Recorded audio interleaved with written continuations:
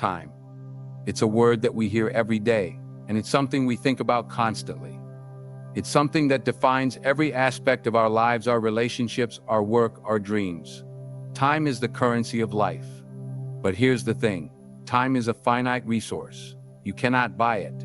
You cannot pause it. You cannot reverse it. Time is always moving forward, and the only thing you can control is how you choose to spend it. The power of time isn't in the quantity of time you have, but in the quality of how you use it. Let's be honest for a second. How often do you look at the clock and wonder, where did the day go? How many times have you caught yourself saying, I'll do it tomorrow, or I'll start next week, only to realize that tomorrow never comes? It's easy to think that we have all the time in the world, but the truth is, life doesn't wait. Time waits for no one. Every second that passes is a second you'll never get back. The time you're spending right now watching this video is time that you can never regain. In the fast-paced world we live in today, distractions are everywhere. Social media, constant notifications, emails, phone calls, messages.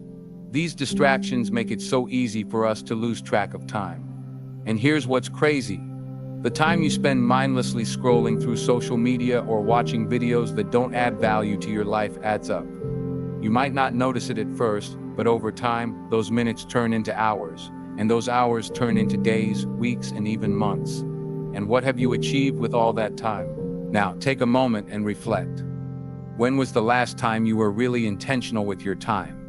When did you last sit down and decide, I'm going to spend the next hour working on my goal, no distractions, no interruptions?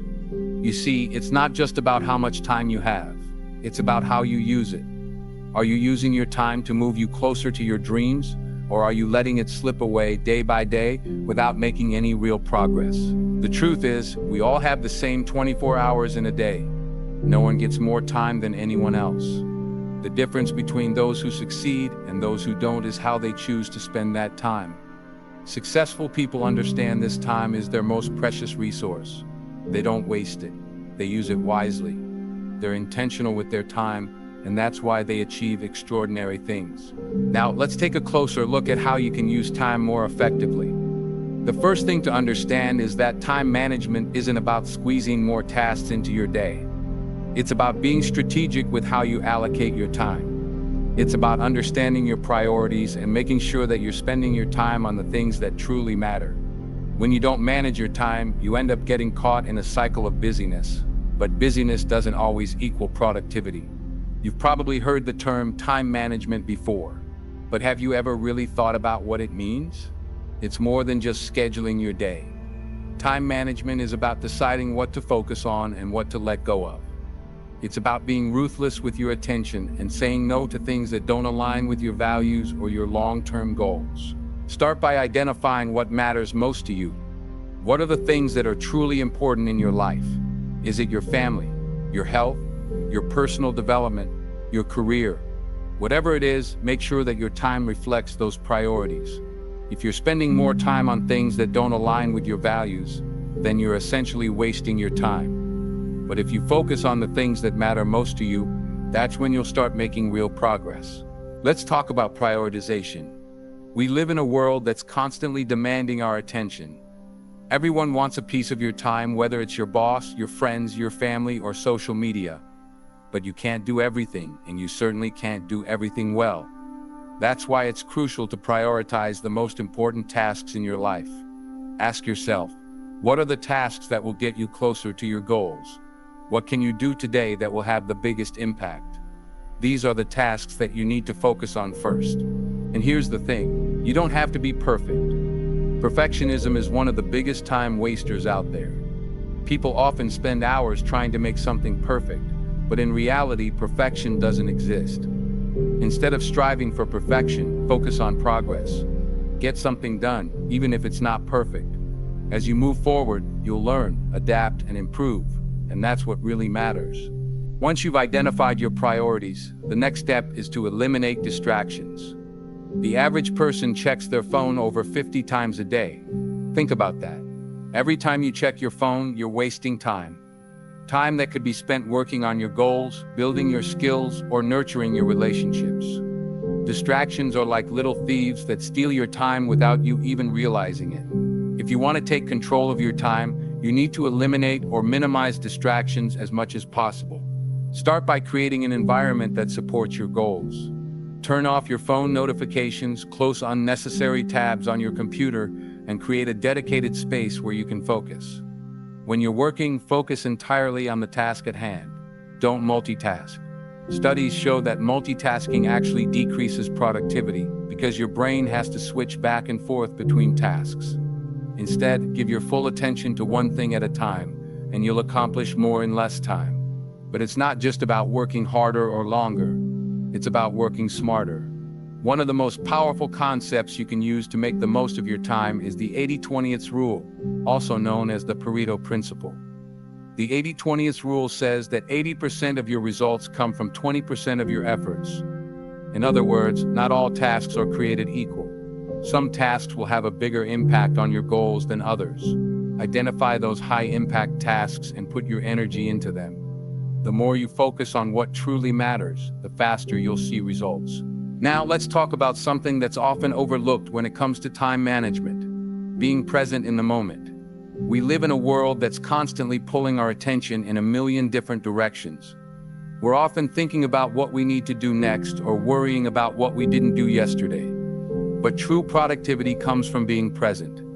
When you're fully present, whether you're working, spending time with loved ones, or simply relaxing, you're giving your best to that moment. And that's when the magic happens. Take a moment and think about the last time you were fully immersed in something, whether it was a project, a conversation, or even a hobby. How did it feel? Chances are you were more focused, more productive, and you probably enjoyed it more. That's the power of being present.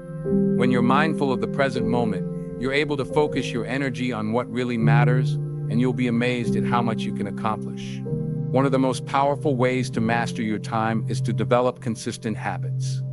The key to achieving anything in life is consistency. It's not about doing one big thing all at once. It's about taking small, consistent steps every day.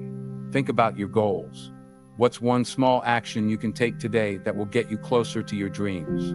Maybe it's writing a few pages in a book you're working on, making a phone call to a potential client, or exercising for 30 minutes. Whatever it is, take that small step today. It might seem insignificant at first, but over time, those small steps will add up, and before you know it, you'll have achieved something extraordinary. The best part is that you don't need to wait for the perfect moment to start. There's no such thing as the perfect time. The perfect time is now. Stop waiting for the stars to align or for the right circumstances to fall into place. There will never be a perfect moment. The time to start is right now. The time to take action is now.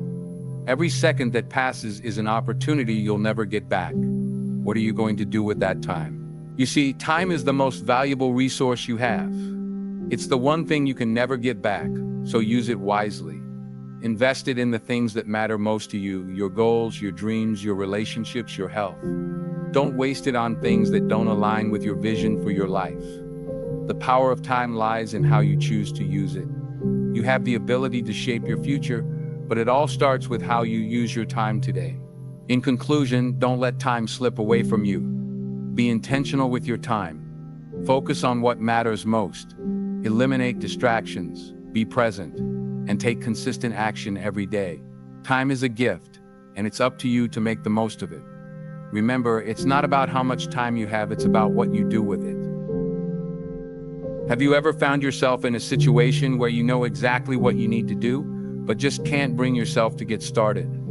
Maybe you've been staring at a project for hours, telling yourself you'll start soon, only to end up doing something else, anything else, because taking action feels too overwhelming. You aren't alone. This struggle with procrastination is something nearly every person faces at one point or another, no matter how disciplined or successful they seem.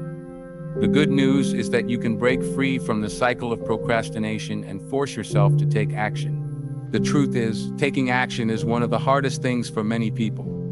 It's not just about knowing what to do, it's about overcoming the resistance that makes you hesitate. So today, we're going to dive deep into the psychology of procrastination, why we avoid taking action, and most importantly, how to combat those feelings and push yourself into productive action. By the end of this video, You'll be equipped with practical strategies to stop procrastinating and make real, consistent progress toward your goals. Let's begin by understanding what procrastination really is. At its core, procrastination is an emotional regulation issue. It's not just about poor time management or laziness. It's about how our brains deal with discomfort. When faced with a task we perceive as unpleasant, anxiety-inducing, or overwhelming, our brains naturally try to protect us by avoiding it. The problem, though, is that avoiding the task doesn't actually alleviate the discomfort. It often makes it worse, leading to more anxiety, guilt, and frustration over time. Think about it for a moment. How often have you delayed a task, only to find that the longer you put it off, the harder it becomes to get started? That's because procrastination creates a cycle of avoidance. The task feels bigger and more daunting the longer you leave it unfinished. As the deadline or expectation approaches, your stress level increases, and the mental resistance to starting becomes even more intense. One key reason we procrastinate is because we don't just fear the task itself, we fear the emotions it brings up. Whether it's fear of failure, fear of judgment, or fear of not being good enough, these emotions can paralyze us. But here's the truth. Avoiding the task only lets those emotions grow, making it harder to move forward. So how do we stop procrastinating? How do we break free from this cycle? The first step is to identify why you're resisting. It's important to recognize the emotions that are holding you back. Are you scared? Overwhelmed? Bored? When you understand the root cause of your procrastination, you can begin to address it directly. For example, if you're avoiding a big project because you're afraid of failing, acknowledge that fear and reframe it. Remind yourself that failure is a part of learning and growth, and that taking action, even imperfectly, is far better than inaction. So take a moment and think about the last time you procrastinated. What feelings or thoughts popped up in your mind when you thought about starting that task? Was it fear of failure? Maybe it was the belief that you weren't good enough or didn't know where to begin. Whatever it is, jot it down. Understanding these emotional triggers is a critical step in overcoming procrastination. Now that we have a better understanding of the emotional side of procrastination, let's shift our focus to the practical side of taking action. One of the most effective ways to get started is by breaking tasks down into smaller, more manageable steps. One of the reasons we procrastinate is because the task ahead feels enormous. When we look at the entire picture, it's easy to feel overwhelmed. But when we break it down into bite-sized pieces, the task becomes less intimidating. For example, let's say you've been procrastinating on writing a book. Instead of thinking, I have to write an entire book, try thinking in smaller terms. Today, I'll write 500 words. By focusing on smaller, achievable steps, you take the pressure off of yourself, and the task becomes something you can tackle without feeling completely overwhelmed. And here's the thing, starting is often the hardest part. Once you get going, the momentum picks up. So instead of worrying about finishing the whole project or completing the entire task, just focus on getting started. A great way to do this is by committing to a tiny first step, one that feels so small it's almost impossible not to do it. For example, if your task is to write an essay, commit to writing just one sentence. If your goal is to exercise, commit to a 5-minute workout. This strategy takes the pressure off of doing everything at once and gets you into action, where you'll likely build momentum. A technique I find really effective for getting started is the 5-minute rule. The idea is simple. Commit to working on a task for just 5 minutes. Why 5 minutes? Because it's an amount of time that feels small enough to overcome the resistance to getting started. Once you've worked for 5 minutes, you've broken the inertia and it's easier to keep going. In fact, you'll often find that once you've started, you'll want to continue far beyond those 5 minutes. But even if you only do 5 minutes, it's still progress. Try this out the next time you're feeling stuck. Pick something you've been procrastinating on, set a timer for 5 minutes, and start working on it. No pressure, no expectations, just 5 minutes. See where it takes you. Another key to taking action is creating habits that support your long-term goals. Habits are powerful because they don't rely on motivation or willpower. When something becomes a habit, you no longer have to think about it or convince yourself to do it. It's just part of your daily routine. And the more consistent you are with that habit, the less mental energy you'll need to put toward getting started. Take a moment to think about the habits you have right now. Are they aligned with your goals? Are they helping you take action, or are they holding you back? If you want to achieve something meaningful, whether it's finishing a project, improving your health, or learning a new skill, you need to build habits that support that outcome. Building habits takes time, and it starts with small, consistent actions. The key is to start simple. For example, if you want to start writing every day, begin by setting aside just 15 minutes each morning to write. That's it. The goal isn't to write a perfect novel or journal entry. It's to establish the habit of showing up and doing the work. Once you've created that habit, it becomes easier and easier to keep going. And over time, the results will speak for themselves. While building habits is essential for long-term success, we can't forget about the impact our environment has on our ability to take action. Our environment plays a huge role in whether or not we're able to focus and stay productive. If you're constantly surrounded by distractions, your phone, TV, or a messy workspace, then taking action will feel that much harder. Take a moment right now to look at your environment. Is it conducive to productivity? Are there distractions you can eliminate or minimize? Consider making small changes like turning off your phone notifications, clearing your desk, or setting up a designated workspace where you can focus without interruptions. Even small changes in your environment can have a big impact on your ability to take consistent action.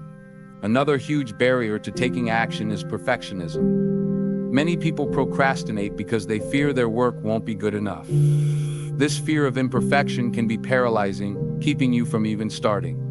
But here's a truth you need to internalize. Perfection doesn't exist. The pursuit of perfection often leads to inaction. The key is to focus on progress, not perfection. The goal isn't to create flawless work, it's to create something, anything, and improve it over time.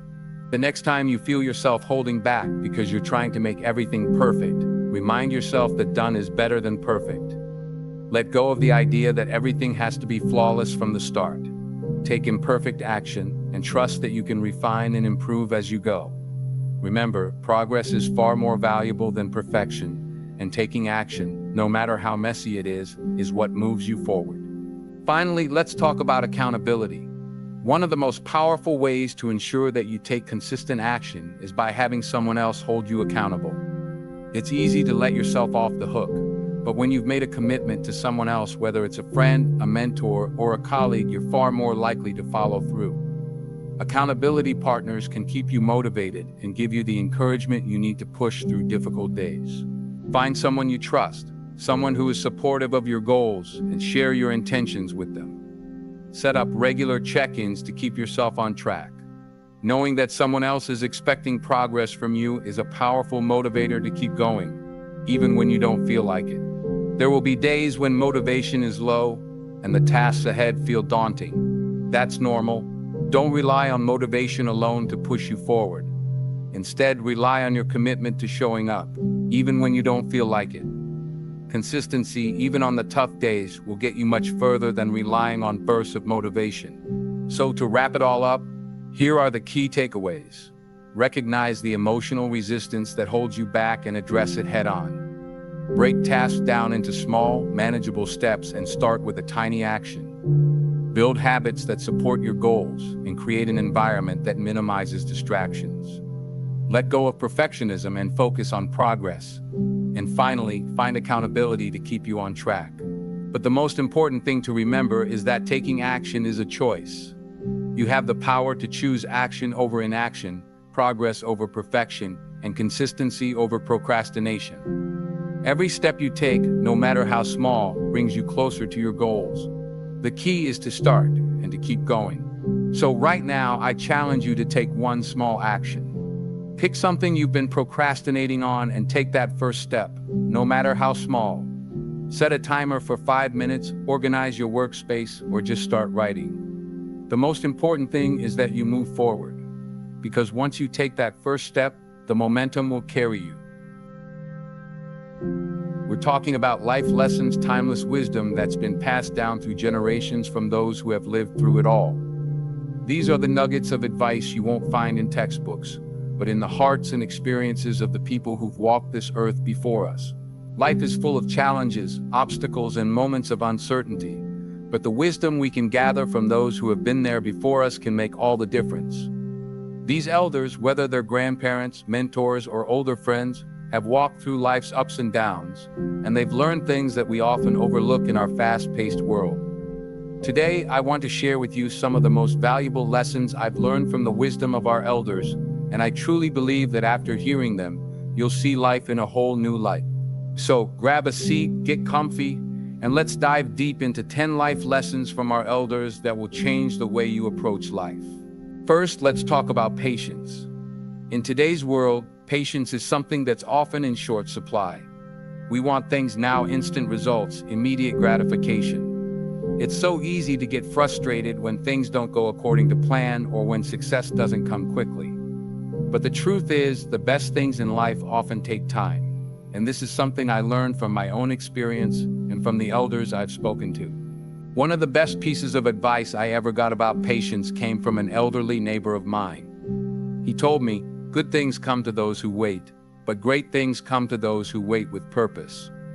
At first, I didn't fully understand what he meant, but over the years, I realized how profound this advice was.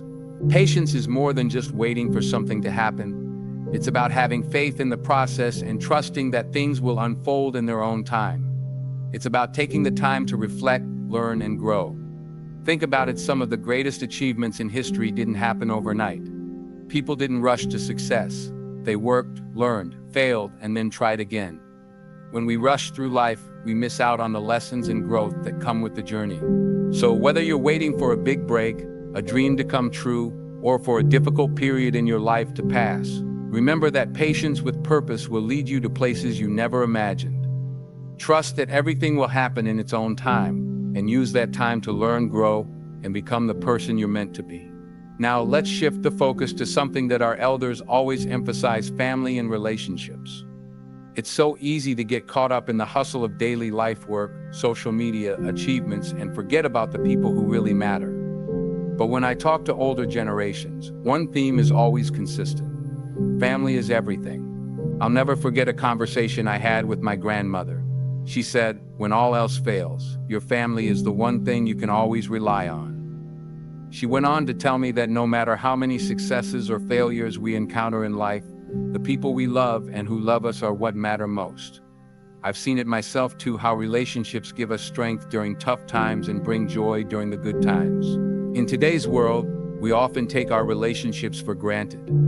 We forget to appreciate the little moments with our loved ones, and we become distracted by everything else happening around us. But the truth is, when everything else is gone, the memories we've shared with those closest to us are what remain. Take the time to nurture your relationships, whether it's with family, close friends, or even colleagues who've become like family. Make it a point to show love, be present, and spend quality time together. Life is fleeting, and it's easy to get distracted by other things, but it's our relationships that truly define the richness of our lives. Now, let's talk about something that's become even more important in today's fast-paced world: the importance of never stopping learning and growing. The elders I've spoken to are some of the most curious and open-minded people I know. They may have lived long lives, but they never stopped seeking knowledge, experiencing new things, and embracing change. One of my favorite quotes comes from Confucius, who said, "Real knowledge is to know the extent of one's ignorance." I find that so powerful because it reminds us that there's always more to learn, no matter how much we think we know. And that's something our elders understand so well. They are constantly evolving, trying new things, and learning from the world around them.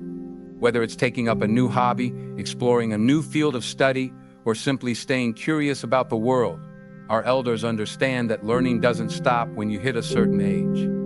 In fact, the older you get, the more important it becomes. Learning is what keeps the mind sharp, helps you grow as a person, and keeps life exciting. When we stop learning, we stop growing. So I encourage you to keep challenging yourself, whether it's by reading books, taking classes, or learning a new skill.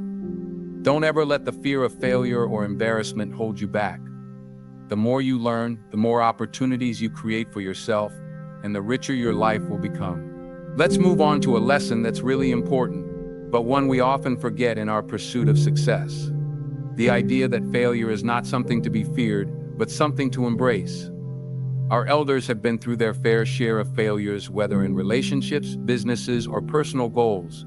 But instead of seeing failure as a setback, they see it as a valuable lesson. I remember a conversation with my uncle, who shared a story about his business venture.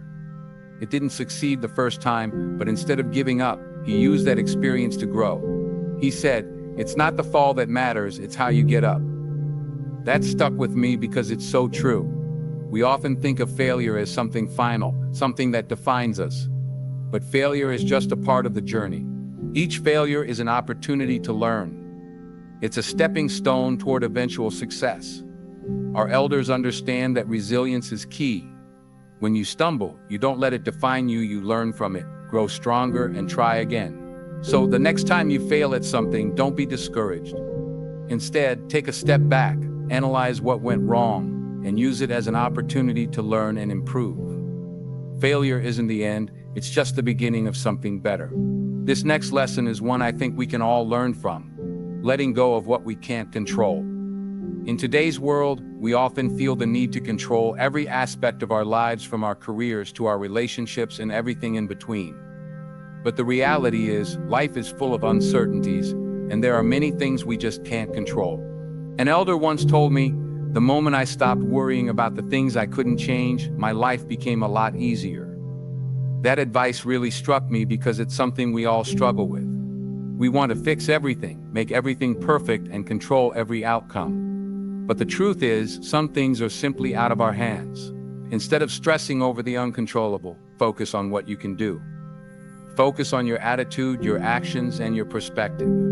When you let go of the need to control everything, you free yourself from unnecessary stress and allow life to flow more naturally. Letting go doesn't mean giving up, it means trusting the process and focusing on the things that you can change. Life is unpredictable, and sometimes the best thing you can do is just let go and trust that everything will work out as it's meant to. Finally, let's talk about purpose and gratitude. These two things are what truly make life meaningful. When we wake up every day with a sense of purpose and a heart full of gratitude, we live life to the fullest. One elder shared with me, when you wake up in the morning, ask yourself what you can do for the world today. That's the true measure of a life well lived. Purpose gives us direction, and gratitude helps us appreciate what we have in the moment. Without purpose, we may feel lost or aimless. Without gratitude, we may take everything for granted. But when we live with purpose and gratitude, life becomes so much more fulfilling. Every day is an opportunity to make a difference, whether big or small.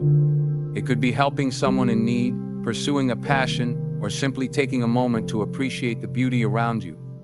No matter what you do, make sure it's with purpose, and always take time to be grateful for the little things.